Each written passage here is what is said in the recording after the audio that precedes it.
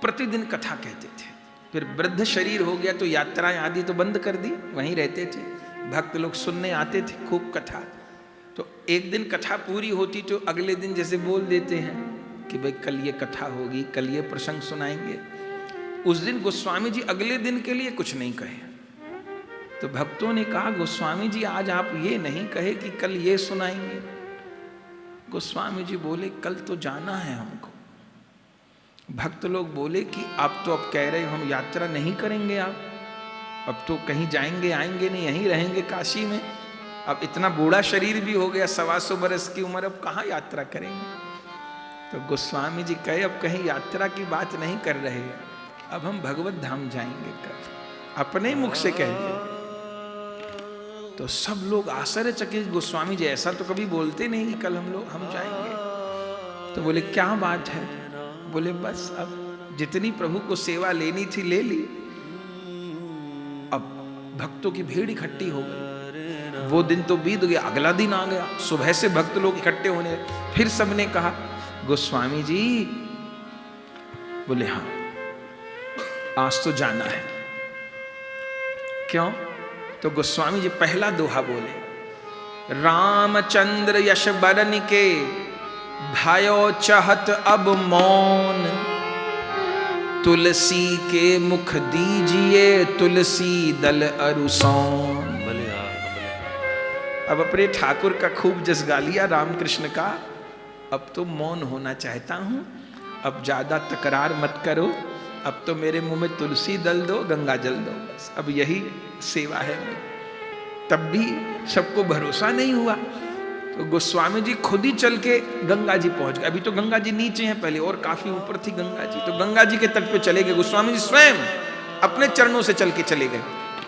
गंगा जी को प्रणाम किए, काशी विश्वनाथ को प्रणाम किए और वहीं बैठ गए गंगा जी के तट पे। लग नहीं रहा था कि ऐसा करेंगे गोस्वामी जी। सब भक्तों ने कहा गोस्वामी जी हंसी कर रहे हैं आप कि सही में। कहे नहीं अब तो जाना है। तो गोस्वामी जी अब आप सही में यदि भगवत धाम जा रहे हैं तो हमको आखिरी उपदेश दे दीजिए आप, बिल्कुल आखिरी बात, बिल्कुल जो सार है सब वेद पुराण उपासना का। गोस्वामी जी कहे भैया मैंने तो जीवन में सार छोड़ असार बोला ही नहीं, जो कुछ कहा सो सार ही कहा। तो मैंने असार तो कहा नहीं, रामचरितमानस सार है। बोले महाराज इतनी बड़ी रामचरितमानस कहाँ पढ़ी जाएंगी सबसे, थोड़ा कम करके बताइए।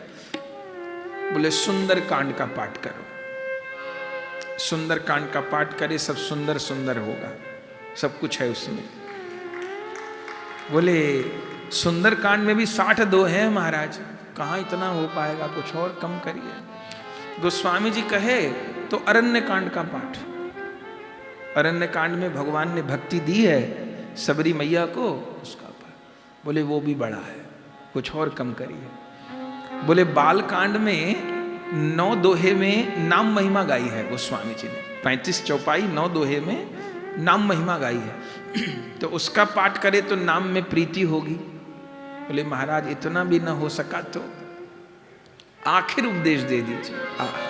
ये गोस्वामी जी का अंतिम पद है, इस पद को गाने के बाद देह छोड़ दिया है। क्या पद है।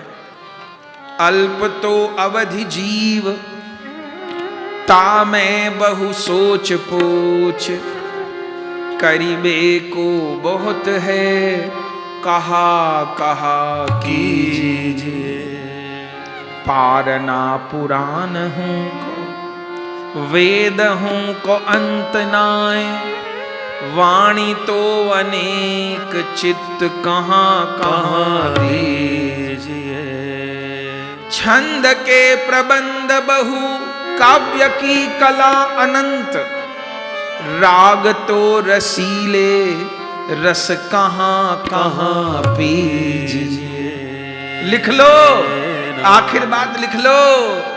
लाखन की एक बात तुलसी बताए जात, लाखन की एक बात तुलसी बताए जा।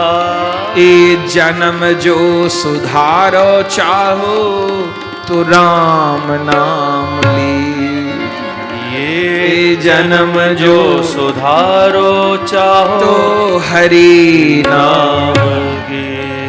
अंतिम बात गोस्वामी जी ने, जन्म जो सुधारो चाहो राम नाम लीजिए, कृष्ण नाम लीजिए, हरि नाम लीजिए। अंतिम बात। फिर गोस्वामी जी मौन हो गए। अपने तिरोधान लीला का भी खुद दोहा बोले।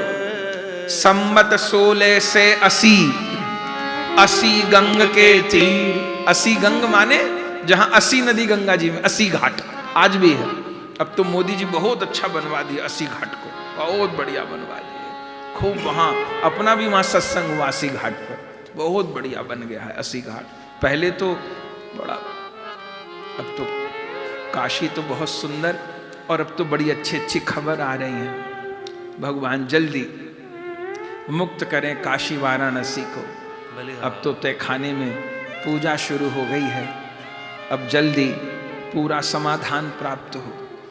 देखिए इतने साक्ष्य, हर दीवाल, हर एक बात चिक चिक के बोल रही है, फिर भी मूर्ख लोगों को समझ नहीं आता। प्रमाण, कितने प्रमाण। कोई आंख का अंधा होगा तो वो अगर दीवाल को टटोले ना तो उसको भी प्रमाण मिल जाएगा। आंख का अंधा हो यदि, तो वो यदि टटोल है दीवाल को तो उसको पता चल जाएगा कि मंदिर की दीवार है। ये जितने पिलर लगे हैं मंदिर के लगे हैं, तमाम एक एक प्रमाण है, हजारों प्रमाण है। लेकिन फिर भी चलो, जो कानून बाधा हैं वो सब कानून निरस्त हो। काशी विश्वनाथ मथुरा जन्मभूमि हिंदुओं को प्राप्त हो। हम लोग तो ठाकुर जी को यही प्रार्थना। और सबसे बड़ा प्रणाम तो वो नंदी हैं। हाँ, नंदी दर्शन करिए महाराज। दुनिया में कोई नंदी है कि जो मस्जिद की तरफ मुंह किए हो? नंदी का तो शिवालय की तरफ मुंह होता है कि मस्जिद की तरफ। सब टूट गए, मंदिर तोड़ दिया औरंगजेब ने, पर नंदी को नहीं हिला पाया। हमको तो लगता है उस नंदी की ही प्रतीक्षा पूरी हो रही है। युग बीत गए, वो नंदी वहीं देख रहे हैं। और नंदी के बिल्कुल सीध में ही जो फुवारा बोलते हैं वही आदि विश्वेश्वर है।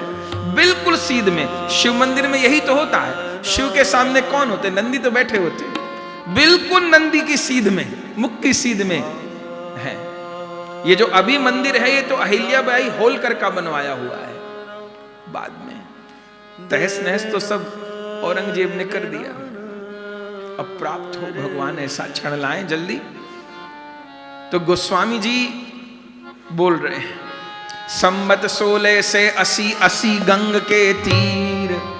श्रावण कृष्णा तीज शनि तुलसी तजो शरीर। गोस्वामी जी सावन में प्रकट भय हैं, सावन में लीला में प्रवेश हुए हैं। शुक्ल पक्ष की सप्तमी को प्रकट हैं, कृष्ण पक्ष की तृतीया को लीला में पधारे। सोमवार के दिन जन्म भया है, शनिवार के दिन लीला में गए हैं। श्रावण कृष्णा तीज शनि तुलसी तजो शरीर। गंगा जी के तट पर बैठे हैं। राम राम जय सीताराम, राम राम जय सीताराम, राम राम। भक्तों को भरोसा नहीं हो, शरीर छोड़ दिया तो भी उसी अवस्था में राम राम जय सीताराम, राम राम। गोस्वामी जी गोस्वामी जी गोस्वामी गोस्वामी जी पीछे। वहीं गंगा तट पर गोस्वामी जी को, गंगा जी को समर्पित किया गया है। आज भी गोस्वामी जी का वह स्थान। ओ भैया, तुलसीदास जी की तो क्या महिमा गाएं। कौन ऐसा हिंदू होगा जिसको हनुमान चालीसा ना आती? कौन ऐसा हिंदू होगा? इस जगत को हनुमान चालीसा जैसा सिद्ध स्रोत देने वाला यदि कोई महापुरुष है, तुलसीदास। सारा जगत ऋणी है उनका, मनुष्य मात्र ऋणी है। ऐसा महात्मा, क्या कहना क्या कहना।